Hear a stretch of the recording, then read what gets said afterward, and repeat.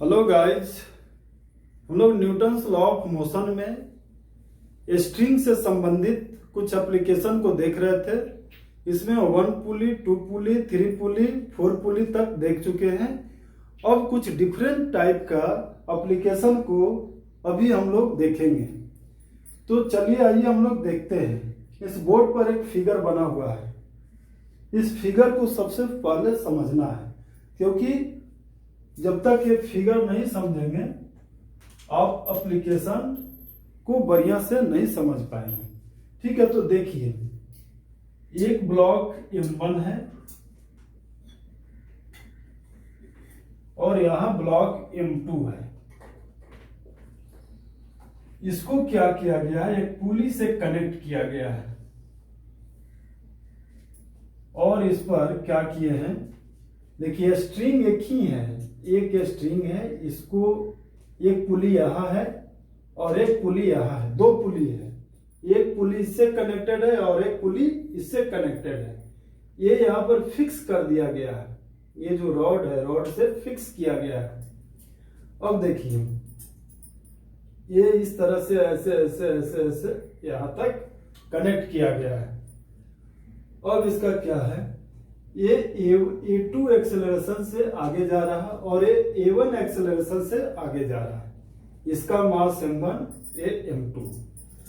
अच्छा देखिए, यहाँ टेंशन T, यहाँ टेंशन T, तो यहाँ टेंशन कितना हो जाएगा, यहाँ 2T, यहाँ पर कितना हो जाएगा 2T। और इसके कारण, इस ब्लॉक के कारण यहाँ टेंशन T और इस ब्लॉक के कारण यहाँ पर 2T हो जाएगा, क्योंकि T और T, यहाँ भी T लगेगा ना, यहाँ भी T लगेगा, यहाँ T और यहाँ T, TT मिलाकर क्या हो जाएगा 2T, और यहाँ भी T 2T।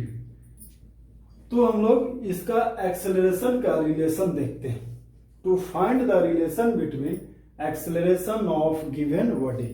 सिर्फ एक्सेलरेशन का ही नहीं देखेंगे। एक्सेलरेशन देखने का मतलब हो गया कि डिस्प्लेसमेंट का भी रिलेशन देखना है, वेलोसिटी का भी रिलेशन देखना है, उसके बाद ही आपको एक्सेलरेशन का रिलेशन आएगा।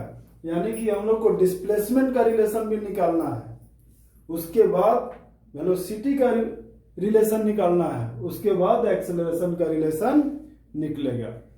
ठीक है, तो हम लोग हर वीडियो में आपको ये बताते आ रहा हूं कि the total work done by tension, the total work done by tension is equal to always equal to 0. Total work done by tension is always equal to 0. यानी टेंशन के द्वारा किया गया कार्य हमेशा 0 होता है। चलिए इसको लिखते हैं।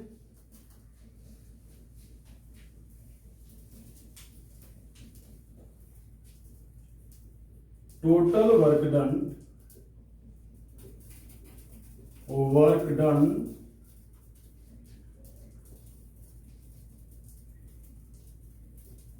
Bye tension, total work done by tension is always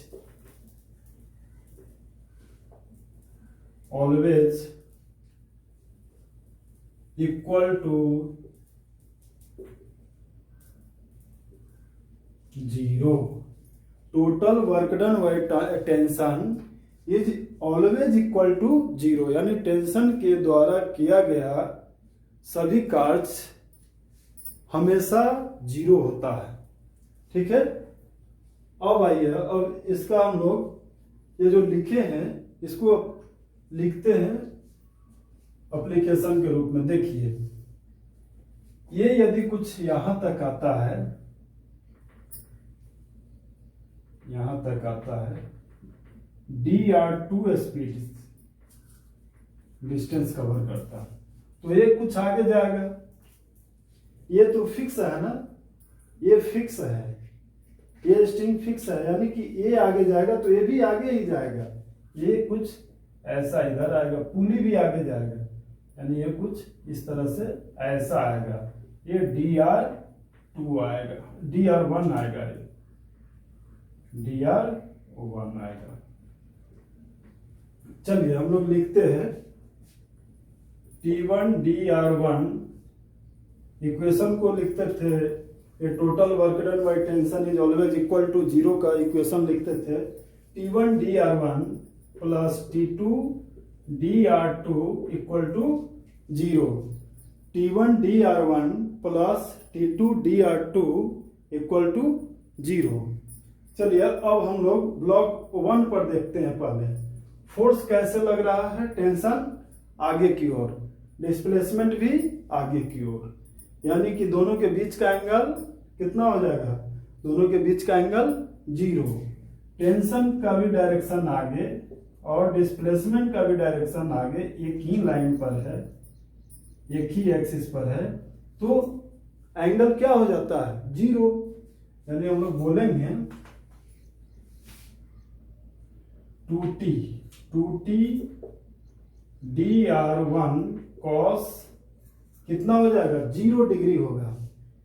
हम लोग पिछले वीडियो में सभी में ये चीज देखते आ रहे हैं, ये क्या होगा, एंगल 0 होगा, यानी ये एंगल 0 डिग्री प्लस। अब इस ब्लॉक के लिए देखते हैं, देखिए तो इस पर कौन कौन सा टेंशन लग रहा है, तो एक यहाँ T और यहाँ पर 2t, यानी T plus 2t, T plus 2t, यानी टोटल कितना लग रहा है, 3t, यानी टोटल टेंशन इस पर कितना लग रहा है, तो 3t इस डायरेक्शन में लग रहा है और डिस्प्लेसमेंट इस डायरेक्शन में, यानी कि ऐसे 3t लग रहा है और यहां से इधर डिस्प्लेसमेंट हो रहा है, यानी बीच का एंगल क्या होगा, 180 डिग्री। चलिए यहां पर लिखते हैं 3t dr2 cos 180 degree, 3t dr2 cos 180 degree equal to 0। इसको सॉल्व करेंगे तो 2t dr1 cos 0 डिग्री का value 1 plus 3t dr2 cos 180 का वैल्यू क्या होगा, -1 इक्वल टू 0। ये माइनस को इधर लाएंगे, यानी 2t dr1 minus 3t dr2 equal to 0।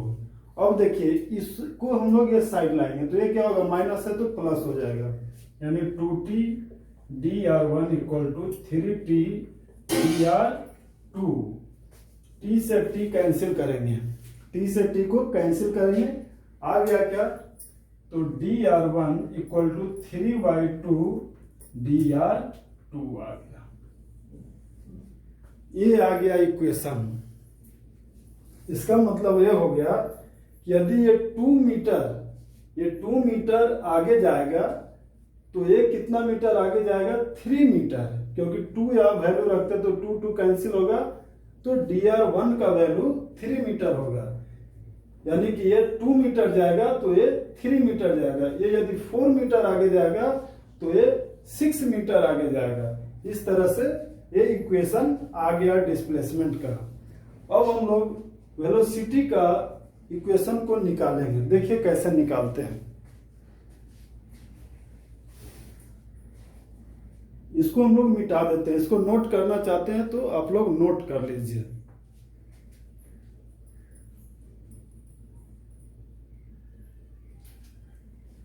ठीक है, मिटा देते हैं, बोर्ड पर जगह कम है, बोर्ड छोटा है।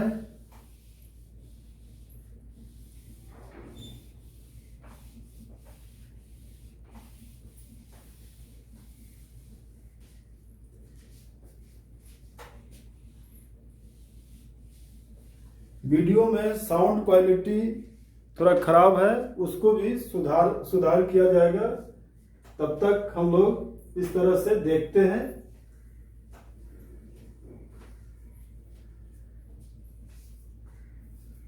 चलिए इसको डिफरेंशिएशन करेंगे।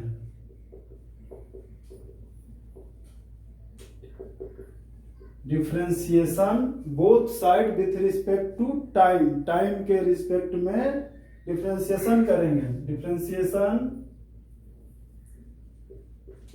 Both side with respect to को हम लोग ऐसे लिख सकते हैं, with respect to, with respect to, ऐसा with respect to time,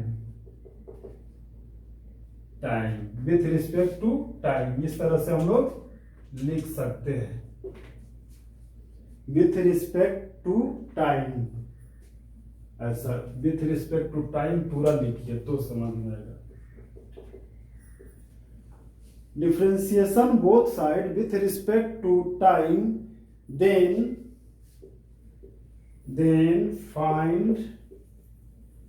find velocity of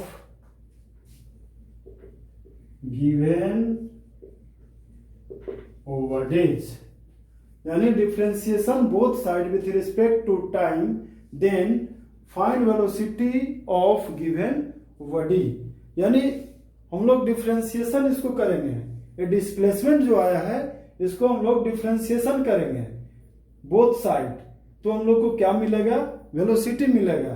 तो चलिए डिफरेंशिएशन करेंगे, कैसे करते, तो dr1/dt इक्वल टू, एक कांस्टेंट टर्म है, कांस्टेंट टर्म को हम लोग साइड निकाल देते हैं, यानी 3/2 dr2/dt। अब इसको डिफरेंशिएशन किए तो ये क्या आ गया, वैल्यू हम लोग को v1 इक्वल टू 3/2 v2 आ गया। ये वेलोसिटी का इक्वेशन आ गया, वेलोसिटी का इक्वेशन ये होगा, वेलोसिटी का रिलेशन दोनों में v1 और v2 में रिलेशन a है। इसका मतलब ये हो गया कि v2 अगर 2 मीटर प्रति सेकंड से आगे जा रहा हो तो v1 3 मीटर प्रति सेकंड से आगे जाएगा। चलिए फिर अब एक्सेलरेशन निकालना है। एक्सेलरेशन निकालने के लिए बस फिर वही चीज करेंगे, differentiation both side with respect to time, time के रिस्पेक्ट में वेलोसिटी को डिफरेंशिएशन करेंगे, यानी लिखते हैं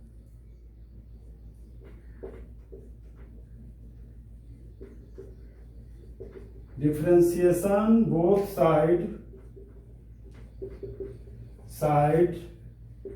with respect to time, with respect to time, then find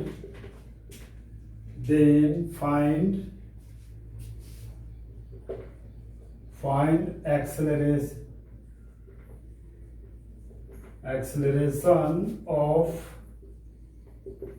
given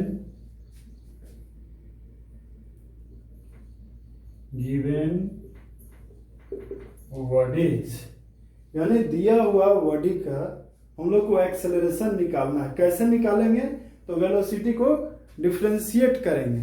चलिए आइए इसको डिफरेंशिएशन करते हैं, तो dv1/dt इक्वल टू 3/2 dv2/dt।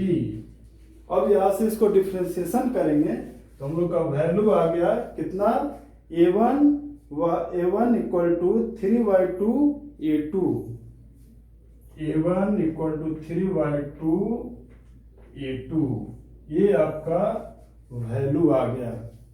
इसको नोट कर लीजिए।